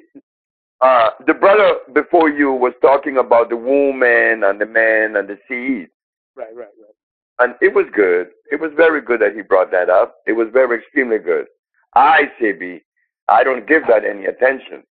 My life was always geared in doing and constructing things, not deciphering and analyzing those things, because they don't help us to eat, feed, or wear clothes. But when we put things into motion, like building a factory to make cotton, right? You understand? Yes, and sir. growing some food that's going to make us healthy. That's right. That's why Dr. Sebi liked what he pursued. This, exactly. The healing. I love this. I'm a steam engineer by trade in the field of thermodynamics. I quit that job. at the height of my career. Why? Because I could see what was needed. So I'm into this because of you, Black America. Black America is all I learned from, is who I learned from. Yes, sir. What has happened now? A lot of people try to run you out, brother. A lot of people try to fight you. Some of the leaders that we say we respect that been on this show, have been on some of our show. I've been on all of our show, her show, my show, whatever show that's out there. You know, you have, like you told us, you told me the Attorney General told certain radio stations not to put you on. Look, and I have a problem with WWRLWLIBWPI in 1980. It was what, 1988, 89? Look, I couldn't get an interview from none of them. And one day, somebody went to WWRL with Bob Law, and they secured our interview with me. But the way they gave it to him, it wasn't me. When I arrived, oh my God, it was pandemonium. It was crazy. And I told the sisters, I said, look, Bob Law is not going to interview me. I said, Gary Bird is not going to interview me. And nobody on WBAI going to do that. Because the Attorney General already lost the case to me. You know what I did in 1988, brothers and sisters? I took the African perspective of medicine and put it above that which prevailed. I mean, it prevailed over the allopathic. Our system, the African biomineral balance, prevailed over the allopathic. You know what I just did? I established a new problem and putting us above all else. But like you said, the leaders could not see that because they eaten too much starch. Jesse Jackson Jr., who in the House of Appropriation, I was at the Rayborn building in the year 2004 on the 31st day of March in the Rayborn building on Capitol Hill. I showed them proof that I cure AIDS, and I spoke to Sheila Jackson Lee, John Conyers, and Leonard Mohammed from the Nation of Islam, and Jesse Jackson Jr. was there. Did they tell the world that they found a brother that cured AIDS? No, because they have ulterior motives. Now, we have to understand that. This is why I'm against following somebody. What you mean? You don't see no gorilla following another gorilla in the forest. What one gorilla knows, all gorilla knows. But no, we need a leader. Well, what the hell happened to me that I need a leader?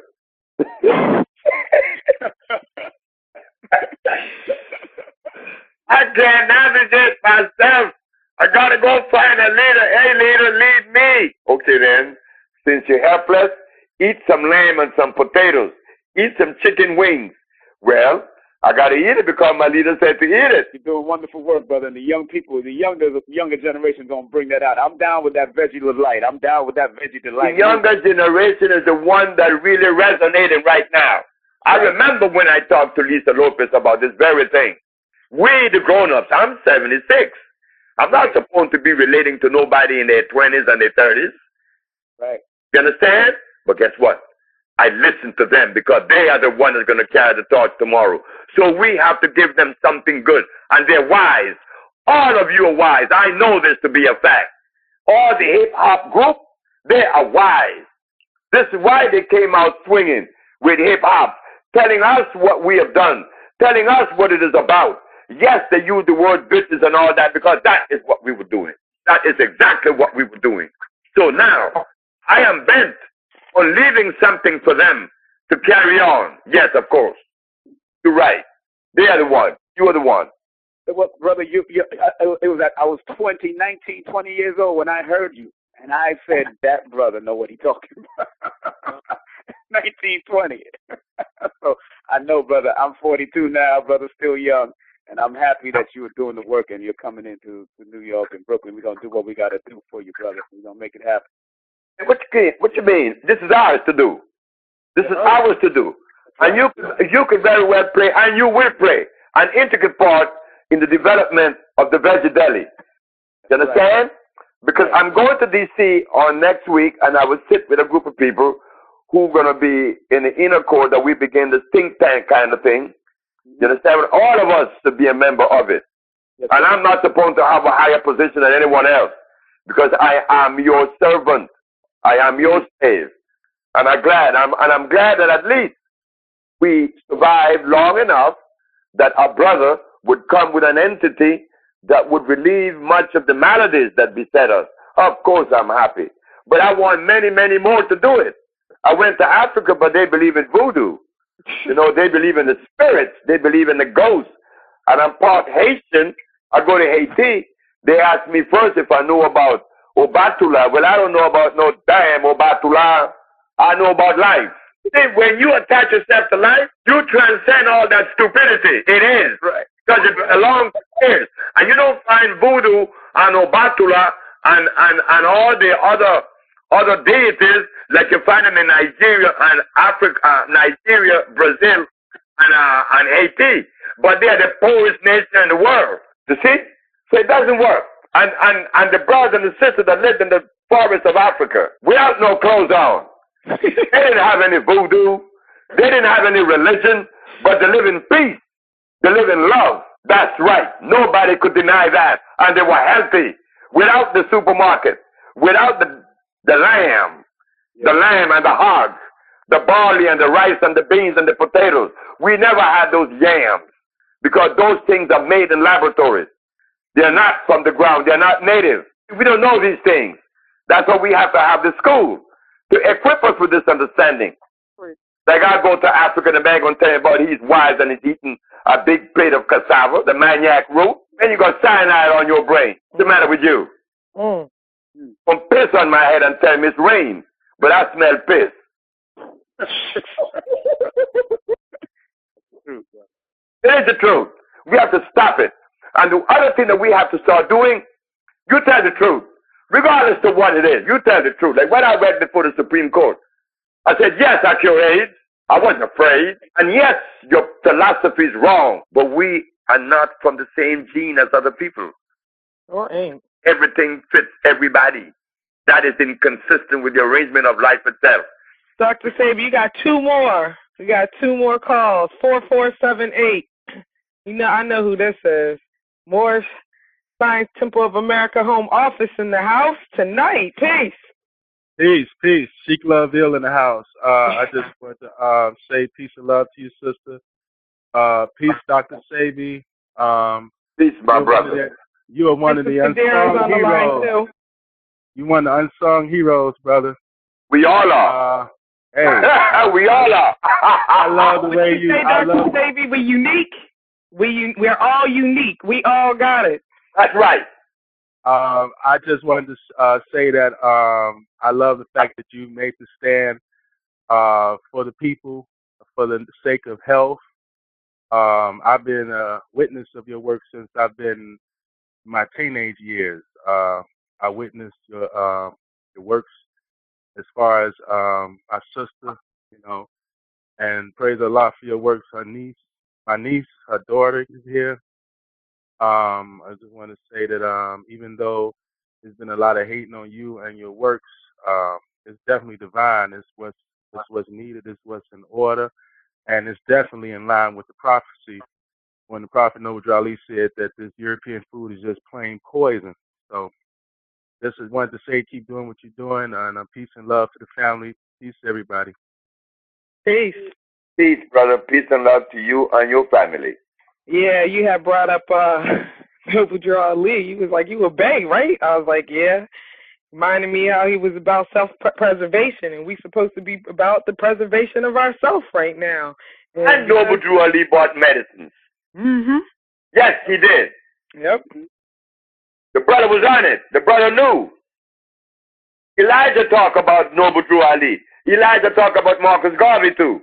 Because Elijah told me himself that he was a member of the Marcus Garvey movement, the UNIA. That's right. The messenger told me that. So all of us have contributed towards this end. You know, all we need to do is to realize, hey, if you're Muslim, you're my brother. If you're Christian, you're still my brother. If you're Buddha or a Jew, you're my brother. Just get on with that. Start building now. You're not going to discriminate me or I discriminate you. Because I'm supposed to love Muslims and Christians and everybody else. I'm obligated to do that. All of us are. And bring out the love. That's why we need the veggie deli. And that's why Dr. Sebi need healing. I got healing from the public of New York the last time I was there. And I let them know, look, I need healing.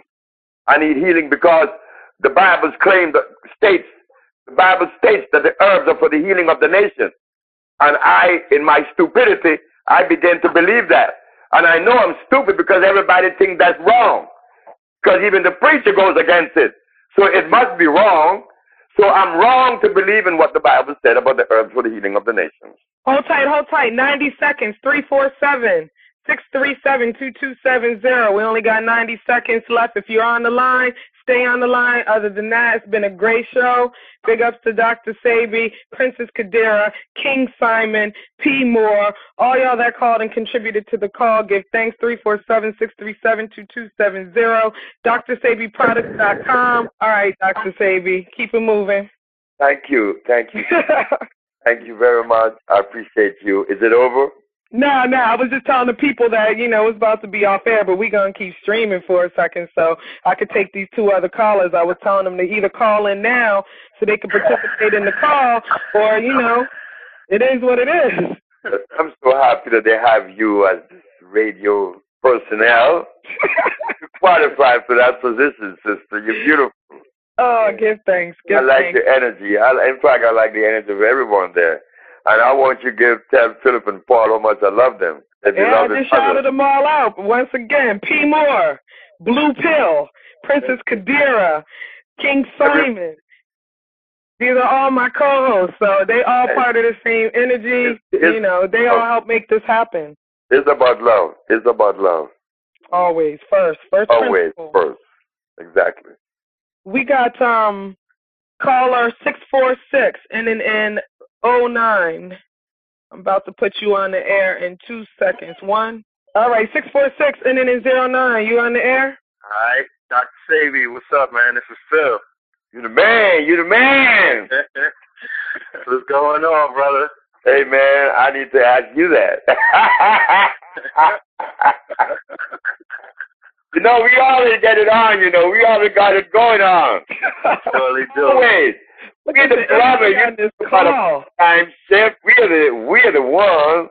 Yes, sir. It's beautiful to it's like we went away on our travels and now we meeting up again at the crossroads and whatnot. And it's good because it's like we all bringing our energy to that black dot now. That's right. Now it's time to get busy. Now it's time to do the work. You know what I mean? Like, Yeah, stop talking about it. Let's just do it.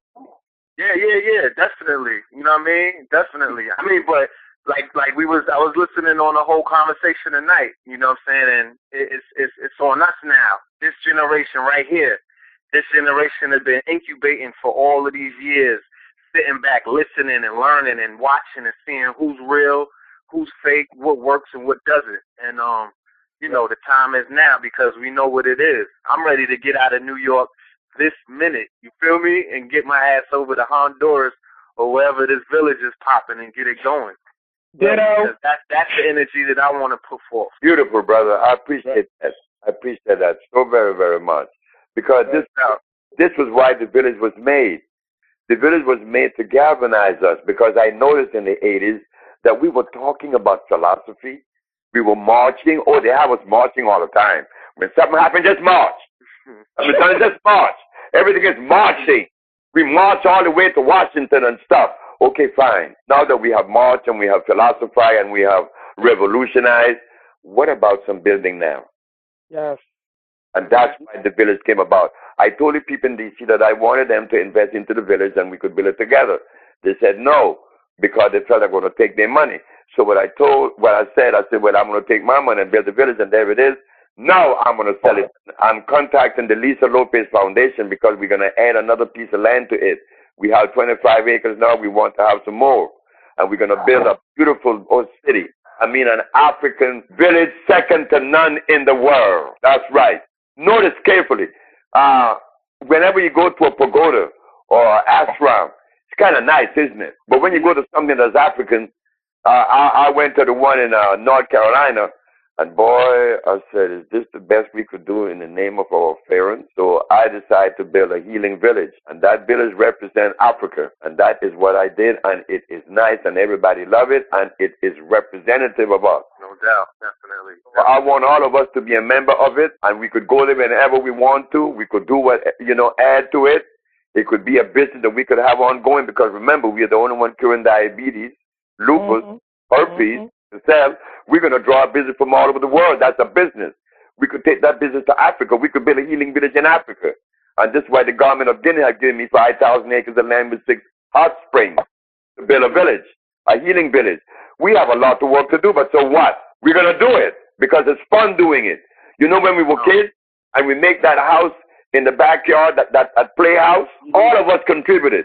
Pieces of rags and newspaper and cardboard, and we had a rock instead of a hammer. But we built it. We built that little playhouse. Now we talking about who is more man than the other, who's a woman, and all that. Look at all of that. Dr. Sebi. Dr. Sebi, I went to the Health Expo the other week in New York. You know, they had the Health Expo out here in the hotel, right? And it blew me away the way that the Caucasian has adopted the whole holistic approach to healing and basically made it a multi-million-dollar industry. Because these people, when I tell you they were taking up, oh, Lord, they were taking up. They were taking up like it was no tomorrow. And all I hear them talking out of their mouth was stuff that you were talking in the 80s. You know what I'm saying? And they put their face on it now, and they running around with it. They talking about eco villages, all kind of stuff. You know what I'm saying? So I've always been an advocate to say to people, look, man, we got Dr. Sebi, man. Why are we running around here broke? We got people who are exports. You are. I'm not to put you in a corporate structure or anything, but you are a corporate entity upon yourself. You have a product that could be exported around the world. Exactly, and it's something that we basically need to all invest in. The same way that we run around here revealing, we do all of these lectures and stuff, and blow up what people are doing. Reveal, what the Illuminati does, and this is what this means. And we're not taking some of the information that we revealing and applying it to stuff that we got to start doing. You know what I mean? We talking about the stock market is crooked and all that, but we're not even talking about the fundamentals of stocks, of bonds and things of that nature, so we could start investing in our own people. You know what I mean? Thank you very much, brother, in our own people, because we are not really focusing on that. We are an endangered, everybody in Africa is sick. I mean, they're dying by the thousands a day, and what they're giving them as medicine is, again, a poison. And nobody is standing up because everybody is afraid. We live in fear. But I don't know why we have to live in fear. Remember, I'm the one that loves God and the devil at the same time. I love both. I don't have any problem. Why? Because I don't live in that fear place. Get on with this construction. Just get on with doing. Don't tell me about Caucasian and Chinese and Eskimos, because I love them all.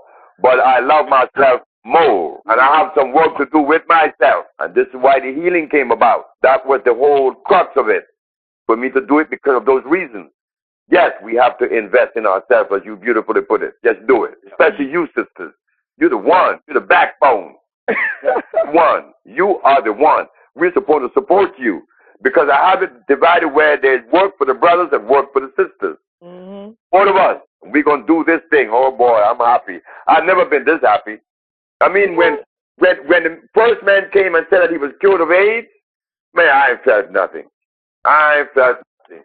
When the blind man was seeing, Mr. Frederick, I didn't feel anything. But now that I'm going to construct something, oh, my God.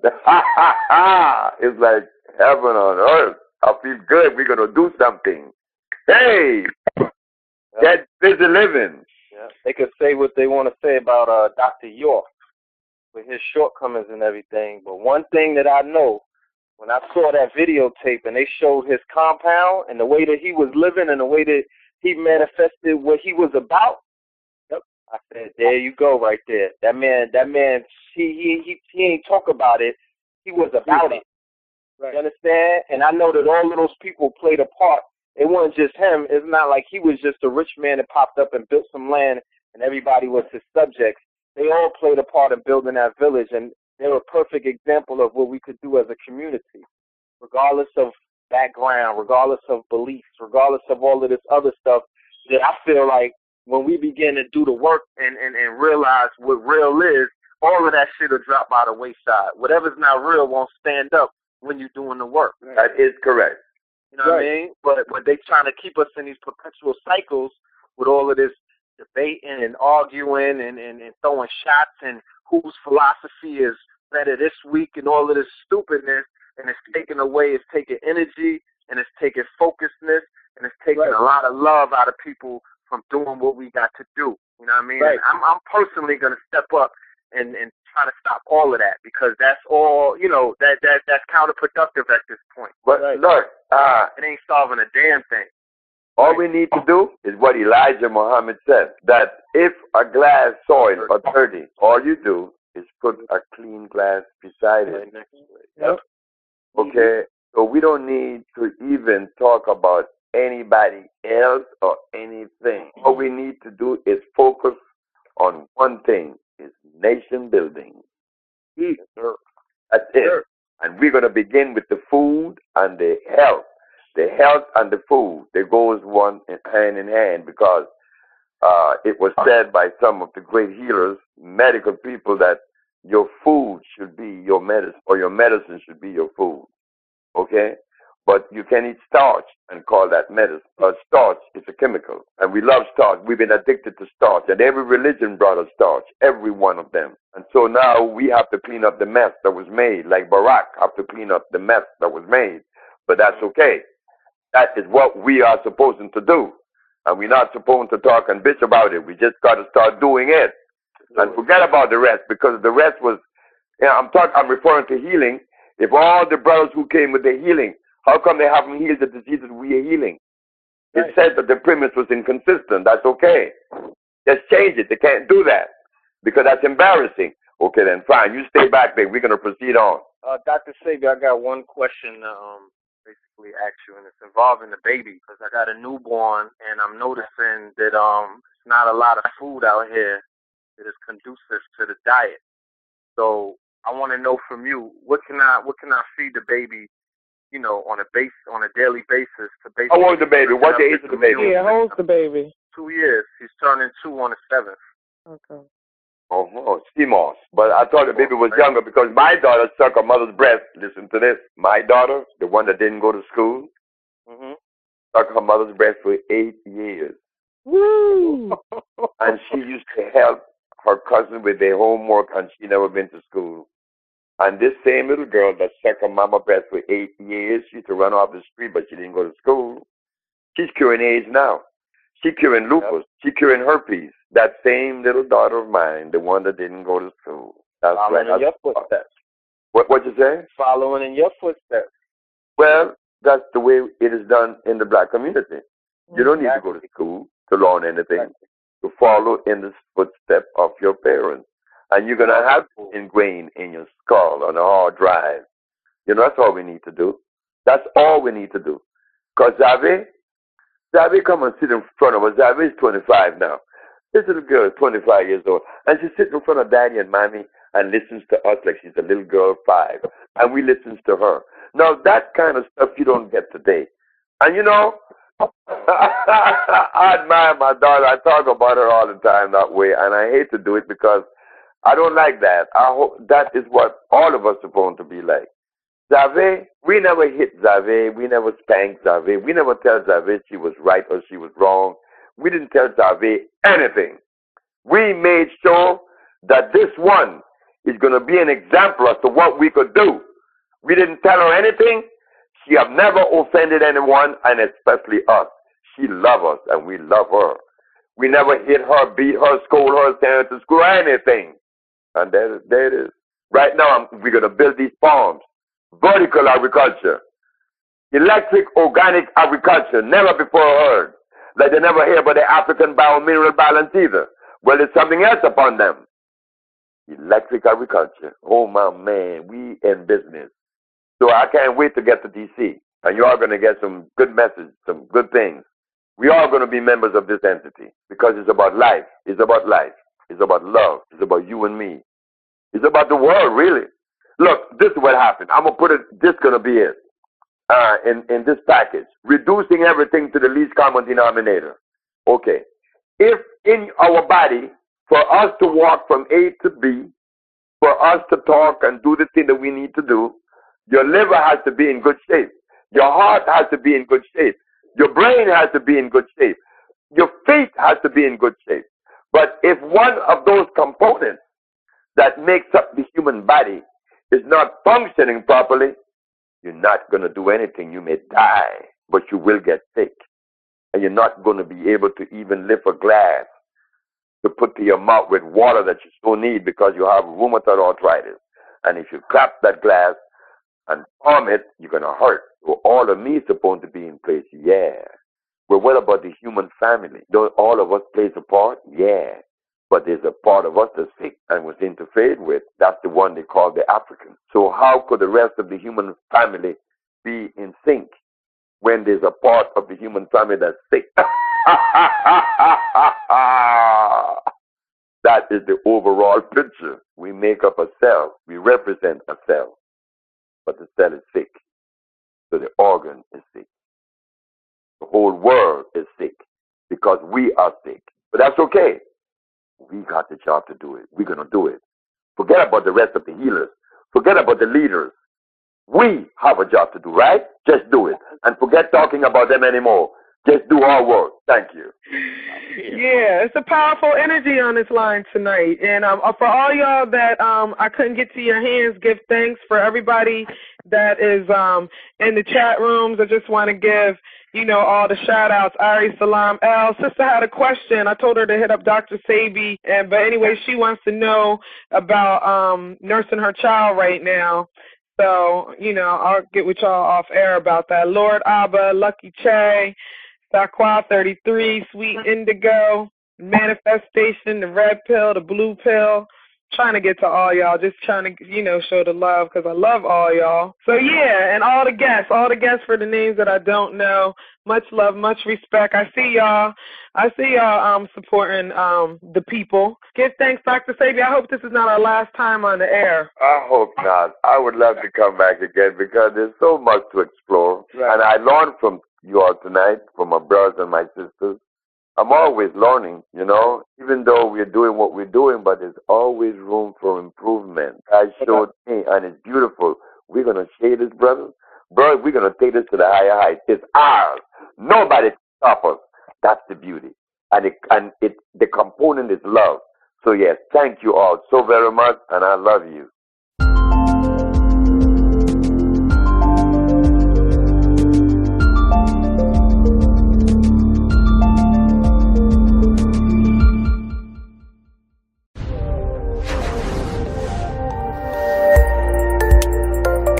youtube.com/openupyourmind101